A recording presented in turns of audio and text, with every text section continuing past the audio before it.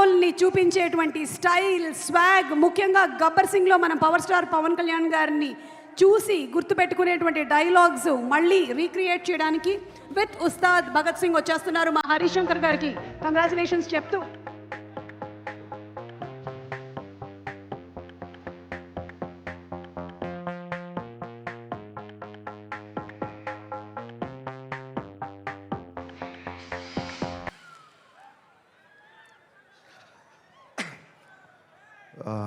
నమస్కారం, అందరికీ నమస్కారం.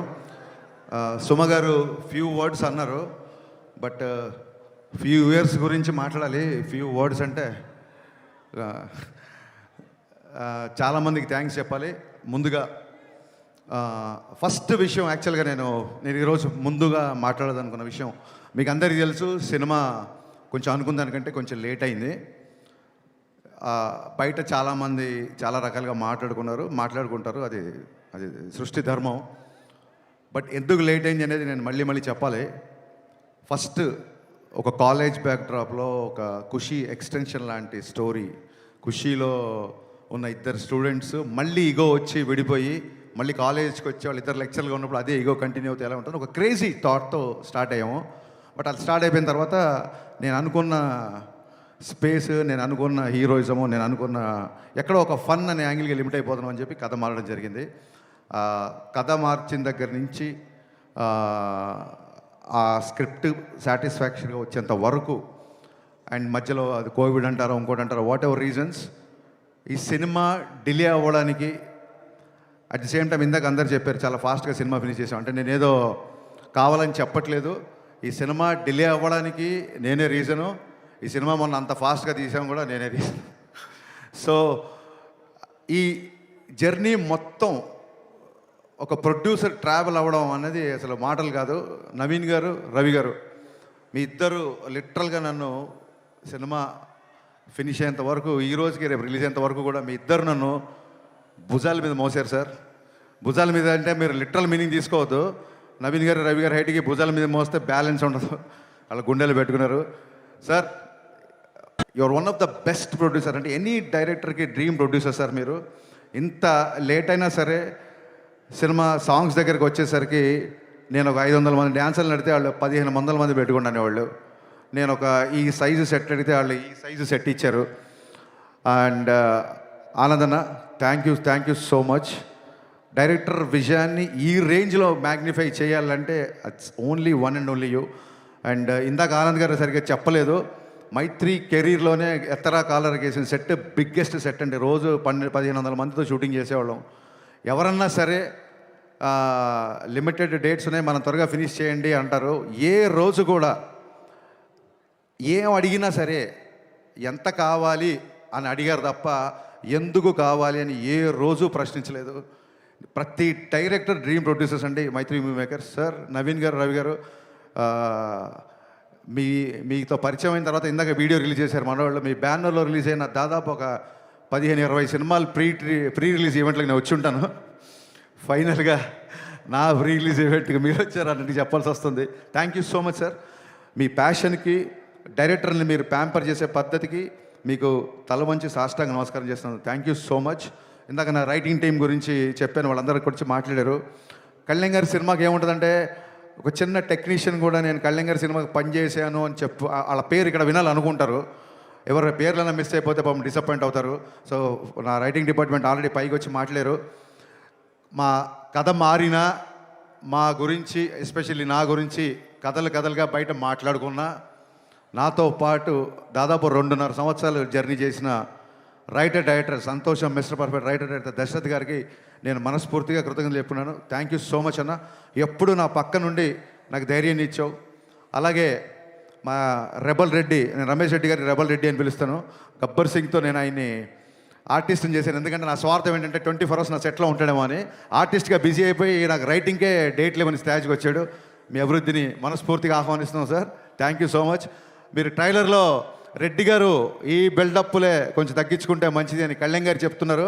ఆ రెడ్డి గారు ఎవరో కాదండి, మా రెడ్డి గారే, మా రమేష్ రెడ్డి గారు. అలాగే Praveen Varma, very talented writer. తను ఈ సినిమాకి అడిషనల్ డైలాగ్స్, నాకు డైలాగ్ విషయంలో చాలా హెల్ప్ చేశాడు. Thank you Praveen. అలాగే చంద్రమోహన్, నేను ఒక వెబ్ సిరీస్ ప్రొడ్యూస్ చేస్తే తను డైరెక్ట్ చేశాడు. అండ్ సార్ కళ్యాణ్ గారి సినిమా కదా, నేను మీ రైటింగ్ టీంలో జాయిన్ అవ్వచ్చా అని అన్నాడు. So Chandramohan, thank you, wonderful. నువ్వు ఇచ్చిన స్క్రీన్ ప్లే సహకారం, రచన సహకారం, thank you so much, thanks a lot. ఇక నేను గబ్బర్ సింగ్ టైంలో చెప్పాను, ఇప్పుడు మళ్ళీ చెప్తున్నాను. స్క్రీన్ మీద నాకు పవన్ కళ్యాణ్ గారు హీరో అయితే, ఆఫ్ ద స్క్రీన్ మా దేవిశ్రీ ప్రసాద్ హీరోలాగా నాకు నిలబడ్డాడు. థ్యాంక్ యూ సర్జీ, ఎక్స్ట్రానరీ సాంగ్స్ ఇచ్చారు, నిజంగా కాల్ ఎగరేసుకునే మ్యూజిక్ ఇచ్చారు. Thank you so much. నేను ముందే చెప్పాను, ఆయన చాలా బిజీగా ఉన్నారు. బిజీ మూలంగానే వాళ్ళు ఇక్కడికి రాలేకపోయారు. ఆయన ఎంత బిజీగా ఉన్నారో మీరు అర్థం చేసుకోండి.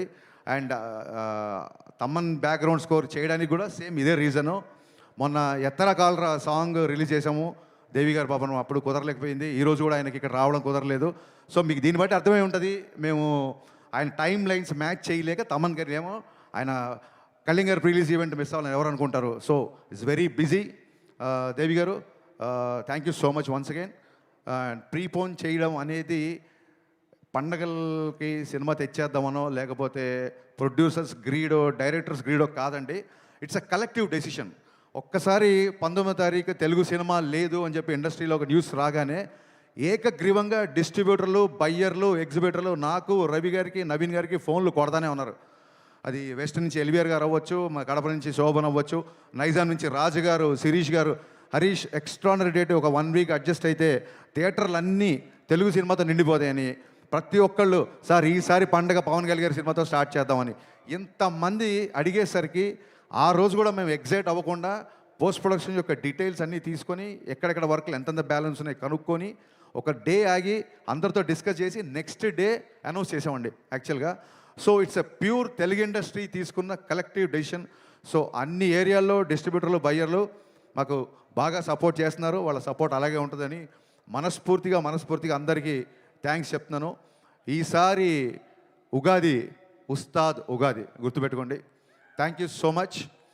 ఇకపోతే సినిమా విషయంలో టెక్నీషియన్స్ అయిపోయిన తర్వాత ఆయనంక బోస్ ఆయనతో నేను 4 సినిమాలు చేశాను. Thank you Bose for being my vision and thanks for being more than cameramen brother to me. అలాగే మా ఎడిటర్ కార్తికేయ రాలేదు ఇంకా, ఫైనల్ ఒక పోస్ట్ ప్రొడక్షన్ అంతా కొలికి వచ్చింది. ఓవర్సీస్ కాపీస్ ఇప్పుడు కాసేపట్లో బయలుదేరుతాయి. వాళ్ళందరూ అదే పని మీద ఉన్నారు, కొంతమంది రాలేకపోయారు ఇక్కడికి.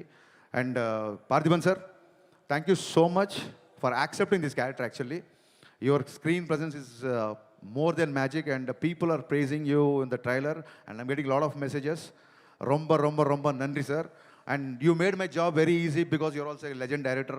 So that is the advantage of casting a director, I feel. Thank you so much.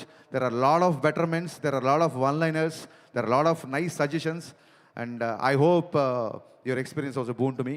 At the same time, KS Ravikumar గారు చాలా మంచి క్యారెక్టర్ చేశారు. The legendary director KS Ravikumar తమిళ్లో, ఆయన కూడా చాలా పెద్ద క్యారెక్టర్ చేశారు. Ravikumar sir, we are missing you in this evening. Thank you so much sir. Ravikumar గారు సపోర్ట్ నేను మరవలేను. ఆయనకి ఏదైనా సీన్ చెప్పాలని, డైలాగ్ చెప్పాలని చాలా పెద్ద డైరెక్టర్ గారు చిన్న ఇనిబిషన్ ఉండేది. ఆయన మట్టుకు ప్రతి డైలాగు ఒక ఫుల్ స్టాప్ కామ ఆయన పలకాలన్న, బికాస్ తెలుగు కూడా కొత్త కాబట్టి ప్యూర్ ఆర్టిస్ట్ లాగా అంత పెద్ద డైరెక్టరు నన్ను డైరెక్టర్ సార్ అని పిలిచినప్పుడు నిజంగా పులకించిపోయాను. Thank you sir, thank you so much. మీ ఇద్దరికి శిరస్సు వంచి నేను నమస్కారం చేస్తున్నాను for being in this film. Leela, నీ మామూలు కాదు నీ గోల, అసలు నీ ఎనర్జీ, దాన్ని ఏమంటారు, ఇన్ఫెక్షన్స్ అంటారు చూసావా, అంత ఇన్ఫెక్షన్స్ ఎనర్జీ. మీరు కూర్చోవచ్చు, పర్లేదు, ఇప్పుడు కెమెరా ఏం ఆనలేదు. అద్భుతమైన పర్ఫార్మర్. చాలామందికి లీల గారు అనగానే డ్యాన్సులు గుర్తొస్తాయి. ఆవిడ డెఫినెట్గా చాలా మంచి డ్యాన్సర్, నేను చెప్పాల్సిన అవసరం లేదు. బట్ ఎలాగో డ్యాన్సులు చూసేశారు కదా, ఆ అమ్మాయి పర్ఫార్మెన్స్ కూడా చూపిద్దామని చెప్పి ఇందులో ఒక మంచి క్యారెక్టర్ రాశాను. Very cute character. అమ్మాయి క్యారెక్టరేషన్ చాలా బాగుంటుంది. ఇందాక సుమగారు అడిగారు, సుమగారు అడిగారు అక్క మరి నువ్వు మా హీరో గారు అప్పట్లో ఇప్పట్లో అనగలేంది, మరి మిమ్మల్ని అక్క అనకూడదా? ఏమండి, మనం మర్చిపోతామేమన్నా? మనని మన హీరోని ఏమనంటే మనం మర్చిపోతామా? సో మీకు చెప్పాలి, ఎందుకంటే ఈ సాంగ్ దేఖ్లేంగే చాలా, అంటే లీల గారి డ్యాన్స్ లేదని చెప్పి మీలో చిన్న కొద్దిపాటి అసంతృప్తి చూసాను నేను. ఆ సినిమాలో సిచ్యువేషన్ ఏంటంటే, లీల గారు కొంచెం లైఫ్లో చిన్న లో ఉన్నప్పుడు, మీరు లిరిక్స్ అబ్జర్వ్ చేస్తే చిన్న లో ఉన్నప్పుడు, నీ పెదవిలోన ఉన్న జాగా నువ్వు నవ్వుకోవడానికేగా, నీ కాలి కింద ఉన్న నేల నీ సొంతం అంటే నమ్మవేళ. ఇది పోలీస్ గ్రౌండ్స్, ఇప్పుడు సొంతం అనుకోకండి, ప్రాబ్లం అయిపోతుంది.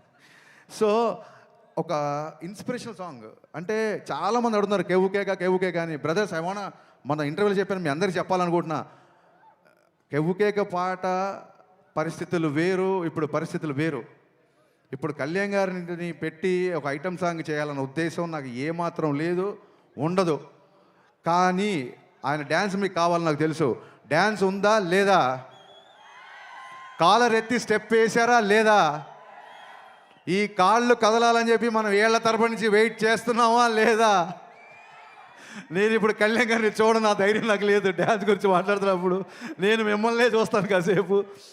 సో అలాంటి సిచ్యువేషన్లో వచ్చిన సాంగ్, ఒకటి డ్యూయట్ అయినా ఒకటి మాస్ సాంగ్ అయినా, నా లిరిసిస్టులు ఇద్దరు ఇక్కడే ఉన్నారు, భాస్కర్ భట్ల గారు, కాసేల శ్యామ్ గారు. ఈ 2 పాటల్లో మీరు అబ్జర్వ్ చేస్తే మీరు ఏ పని మీద వెళ్ళినా ఒక మోటివేషను, ఒక ధైర్యము, ఒక విజన్ ఇచ్చే పాటలు ఈ 2 పాటలు.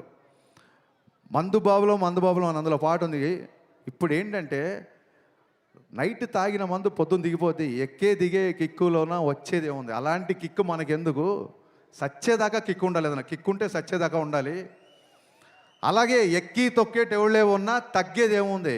పొద్దున్న లేసి it's not just film industry, it's not just politics అండి. మనిషి బయటికి వెళ్ళాలంటే ఎక్కే తొక్కేటి వాళ్ళు అంటే అది మనుషులు అవ్వచ్చు, సర్కమ్స్టెన్సెస్ అవ్వచ్చు, పరిస్థితులు అవ్వచ్చు, ఏదన్నా అవ్వచ్చు. ఎప్పుడు నీకు ఒక రిపల్సివ్ ఫోర్స్ ఆపోజిట్ ఉంటూనే ఉంటుంది. అలాంటి ఉన్నప్పుడు కూడా ఎక్కి తొక్కేటి ఉన్నప్పుడు కూడా తగ్గేది ఏముంది? నెగ్గేదాకా తిక్కే ఉండాలి. ఈ పాట గోలీ సోడాలాగా ఒక బందీగానా బతికేలా, గోలీ సోడాలకు ఎలా ఇరిగిపోయి ఉంటుందో మీకు తెలుసు. సఫకేటింగ్ లైఫ్ వద్దు, లిబరేషన్ సాంగ్. ఇది ఒక మోటివేషన్ ఇచ్చే లిరిక్స్. ఈ 2 పాటలో కళ్యాణ్ గారు డ్యాన్స్ చేసింది ఊరికే తమాషాగా డ్యాన్స్ కాదండి, డెఫినెట్గా మనకు నచ్చిన గ్రేస్ మూమెంట్స్ చేసినా సరే. సినిమాలో డైలాగ్ ఉంది, పాట అయినా ఆటైనా అంతర్లీనంగా ఒక మెసేజ్ ఉండాలి అని. సో ఆ పాటైనా ఆటైనా ఒక మెసేజ్ ఉండాలి.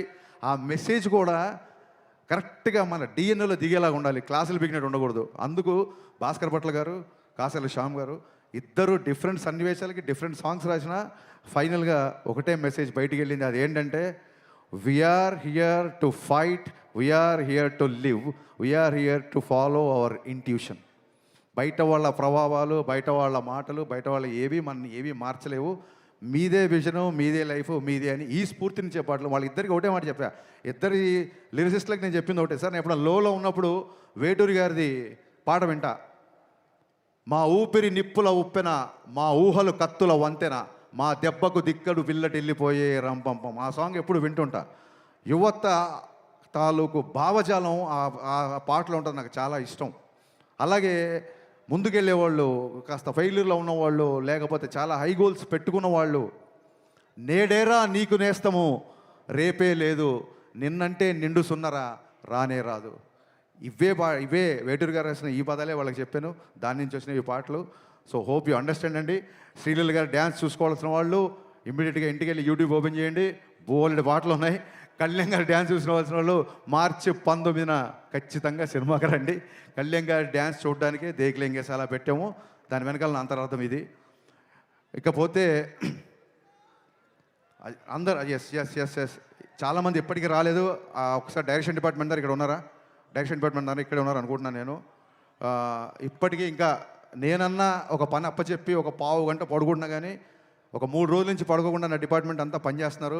ముఖ్యంగా అఖిల్, రవి, మీ ఇద్దరు నాకు కుడి భుజం ఎడమ భుజంలో ఉన్నారు.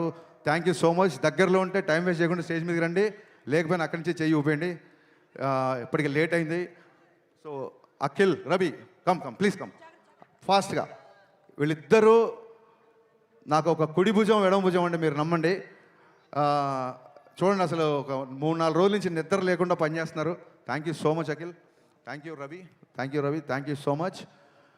ఇక కుడి భుజం ఎడమ భుజం అయితే గుండెకాయ ఒకటి ఉంది. మా బాబీ ఫాలోయింగ్ ఏంటి అసలు నాకు అర్థం కావట్లేదు. నేను పిలవలేదు ఇంకా. వీళ్ళిద్దరు నా కుడి భుజం ఎడమ భుజం అయితే మా బాబీ, యాక్చువల్గా బాబీ కోసం ఒక టీజర్ కట్ చేద్దాం అనుకుని నేను కళ్యాణ్ గారికి కూడా చెప్పాను. Bobby Maitri movie makers from the co-director of Gabbar Singh and Vakil Saab. Bobby, the unique and the most wanted co-director in the industry. Bobby నా గుండెకాయ అంతకంటే ఎక్కువ. ఎంత కష్టపడుతున్నాడంటే అసలు నాకు తెలిసి ఒక స్టేజ్లో నాకు టెన్షన్ వచ్చింది, ఆరోగ్యం అయిపోద్దేమో, నువ్వు 1 గంట పడుకో నేను వెళ్తాను అని చెప్పి ఇలాగా షిఫ్ట్ల వారీగా పనిచేస్తున్నాం. బాబీ లేని షూటింగ్ నేను ఊహించుకోలేను. బాబీ ఇంతకంటే ఎలివేషన్లు ఎక్కువైతే. Thank you so much Bobby. ఒక స్టేజ్లో పాండమిక్ నుంచి బయటికి వచ్చి సినిమా చాలా త్వరగా ముగిస్తా పెట్టి వీళ్ళందరూ కష్టపడ్డారు, వీళ్ళ గురించి నేను చెప్పి తీరాలి. Thank you. ఒక స్టేజ్లో చాలా లోలో ఉన్నప్పుడు వస్తారు చాలా లోలో ఉన్నప్పుడు దెబ్బలు తిని మానసికంగా క్షతగాత్రం అయినప్పుడు కనీసం ఒక థాట్ ముందుకు తీసుకెళ్ళే ధైర్యం లేక, సత్తువ లేక, శక్తి లేక, అది నా సినిమా బిఫోర్ వచ్చిన సినిమా సరిగా ఆడకపోవడం అవ్వచ్చు, పాండమిక్ అవ్వచ్చు, సడన్గా ఒక మెంటల్ లో అవ్వచ్చు. మనం దేవుళ్ళం కాదు కదా, ఎవరైనా లోలో ఉంటారు కదా. అలాంటి ఒక లోలో ఉండి నేను నిలబడమే చాలా కష్టం అన్న ఒక భయంకరమైన పరిస్థితిలో ఉన్నప్పుడు, నేనేది లోపల దాచుకోండి అందరికీ తెలుసు, ఓపెన్గా చెప్తున్నాను. ఒక డీప్ లోలో ఉన్నప్పుడు గజేంద్ర మోక్షంలో ఏనుగు కాళ్ళు మొసలి పట్టుకున్నప్పుడు ఏనుగు ప్రార్థిస్తే సిరిగింజప్పడు శంకరవు యుగమున్ జయదేవు సంధింపడే అని లక్ష్మీదేవికి కూడా చెప్పకుండా, చక్రము శంఖు ఏమీ లేకుండా అలా ఒక స్పీడ్గా శ్రీహరి తన భక్తుని కాపాడడానికి వచ్చినట్టు, అలాంటి పరిస్థితుల్లో ఆ దేవుళ్ళలాగానే నా దేవుడు పవన్ కళ్యాణ్ గారు అన్నపూర్ణ స్టూడియోకి నన్ను పిలిచి నా దగ్గరకు వచ్చి త్వరగా షూటింగ్ ప్లాన్ చేసుకో అన్నారు. ఆ ఒక్క పిలుపుతో అప్పటి వరకు ఉన్న గాయాలు, అప్పటి వరకు ఉన్న స్వేదాలు, మరి పవనుడు కదా, వాయు వేగంతో అవన్నీ మాయమైపోయాయి. ఒక్కసారి షూటింగ్ స్టార్ట్ అయిన తర్వాత ఎప్పుడు స్టార్ట్ అయింది, ఎప్పుడు ఫినిష్ అయింది అనేది నిజంగా మా ఊహలో లేదు. ఎవ్రీ డే రేపు ఒక డైలాగ్ ఉంటుంది, సార్తో ఈ డైలాగ్ చెప్పించాలి, రేపు పొద్దున సార్తో ఈ వాక్, సార్తో ఈ హెయిర్ స్టైల్, సార్కి ఈ కాస్ట్యూమ్ వేయాలి. ఈ హైలో నైట్ ఎక్సైట్మెంట్లో నిద్ర పట్టేది కాదు. ఆయన పరిగెత్తాడు మాతో పాటు. ఇందాక రవి గారు చెప్పింది అక్షరాల నిజం. కమిట్మెంట్ అంటే గబ్బర్ సింగ్ అప్పుడు కొంచెం ఇంతకంటే యంగ్ కదా, కటౌట్ కంటెంట్ ఉన్నోడికి కటౌట్ చాలు అనుకున్నాను. బట్ కమిట్మెంట్ ఉన్నోడికే కటౌట్ ఉంటుంది అని పవన్ కళ్యాణ్ గారు చూసిన తర్వాత నా డైలాగ్ నేను మార్చుకుంటున్నాను. ఆ కమిట్మెంట్ కటౌట్ ఇక్కడ పెట్టిన కటౌట్లు కాదండి, మనం అందరం ఆ కమిట్మెంట్కి గుండెలో పెట్టుకున్నాం. ఆయన కటౌట్ని గుండెలో పెట్టుకున్నాం. ఇందాక ఈ చొక్కా గురించి అడిగారు కళ్యాణ్ గారు, ఏంటంటే సార్ జస్ట్ ప్రమోషన్ అని చెప్పా, కానీ మీతో పంచుకుంటున్నా. గుండె లోపల పవన్ కళ్యాణే, గుండె పైన పవన్ కళ్యాణే, నా గుండె ధైర్యం కూడా పవన్ కళ్యాణే. Thank you. ఎంత కష్టపడ్డారంటే ఇందాక రవి గారు చెప్పినట్టు సడన్గా సార్ ఇంపార్టెంట్ క్యాబినెట్ మీటింగ్ ఏదో ఉంది, సార్ విజయవాడ వెళ్ళారు అనగానే టీం అందరం ఓకే ఇవాళ షూటింగ్ లేదు అనుకునేవాళ్ళం. కరెక్ట్గా క్యాబినెట్ మీటింగ్ అయిపోయిందని చెప్పి ట్విట్టర్లో న్యూస్లో వచ్చే టైం కల్లా మా క్రియేటివ్ ప్రొడ్యూసర్ హరీష్ భాయ్ గారు టక్కుని కాల్ చేసి సార్ 9 o'clock షూటింగ్ పెట్టుకోమన్నారు, టైం వేస్ట్ చేద్దాం అన్నారు. అనగానే గబ్బ నైట్ 9 o'clock షూటింగ్ పెట్టుకునేవాళ్ళం. లిరికల్ వీడియోలో చూసారో లేదో, సార్ 1 more అన్నారు. నేను మాస్టర్ ఓకే అన్న తర్వాత కూడా ఆయన 1 more లేదు, ఇంకా బెటర్గా చేస్తాను ఆగని చెప్పి మళ్ళీ ఆ డ్యాన్స్ మూమెంట్ చేసిన రోజులు ఉన్నాయి. సార్ గబ్బర్ సింగ్ అప్పుడు దాన్ని ఏమంటారు, కుర్రతనం అంటారో వెరితనం అంటారో నాకు తెలియదు, కానీ ఆ రోజులు నాకు సొమ్మగారు చెప్పి పద్దాగా 13 సంవత్సరాలు నాకు నిన్నగాక మొన్న పొల్లాచికి వెళ్ళినట్టు ఉంది.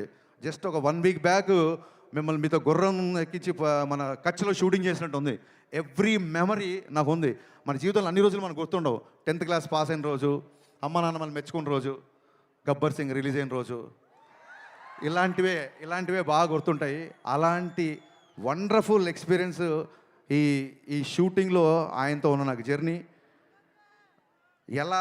ఎలా జరిగింది షూటింగ్ అనేది అసలు నేను మాటల్లో చెప్పలేను. కళ్యాణ్ గారు, ఆ రుణం అయితే తీర్చేసుకోవచ్చు. దాన్ని ఏమంటారు, బంధం అనుకోండి. ఆ బంధం తీరిపోవాలి తప్ప ఒకళ్ళు తీర్చుకోలేరు. ఆ బంధం ఇది నాకు ఉన్నందుకు నేను ఆ దేవుడికి మనస్ఫూర్తిగా కృతజ్ఞత చెప్పుకుంటున్నాను. ఇంకొక చిన్న విషయం క్లారిఫై, శ్రీహరి లాగా వచ్చాడు అని పవన్ కళ్యాణ్ గారిని దేవుడిలాగా ప్రవేశించినప్పుడు కొంతమంది కామెంట్ చేస్తున్నారు. ఒక చిన్న విషయం క్లారిఫై చేయాలనుకుంటున్నా.